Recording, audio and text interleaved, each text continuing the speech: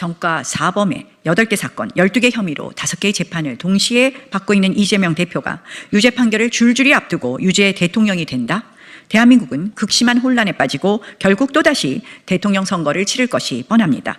이런 명백한 상황 앞에서 헌법 제84조 불소추 특권 운운하면서 재판이 중단될 수 있다는 식으로 국민을 속이고 있습니다. 말이 안 되는 일입니다.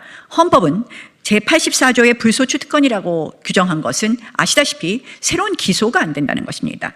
헌법 제68조 2항은 오히려 이렇게 규정되고 있습니다.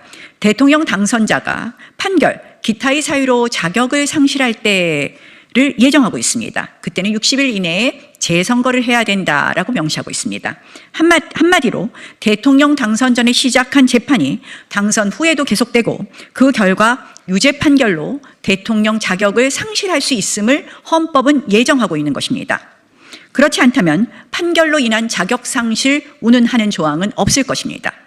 당선 전 기소된 재판은 대통령이 되어도 당연히 계속되어야 하며 불소추 특권 적용 대상이 아니라는 것은 이 헌법 제68조 제2항만 봐도 명백합니다.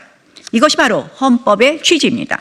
그러므로 이재명 대표가 당선이 되고 유죄가 확정되면 대한민국은 또다시 60일 안에 재선거를 치러야 합니다. 대통령 선거를 치러야 합니다.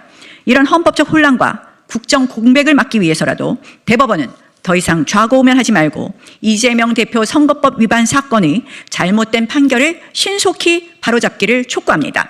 이 사건은 공직선거법상 재판기간 강행 규정을 어겨도 한참 어겼습니다. 1심부터 3심까지 12개월 안에 끝냈어야 할 사건이 이미 30개월이 넘겼습니다. 명백하고 심각한 강행 규정 위반입니다. 선거 범죄는 신속 처리가 생명인데 사법부가 스스로 법을 어기고 있는 셈입니다. 특히 이재명 후보의 공직선거법 위반 사건 2021년 10월에 있었던 일입니다.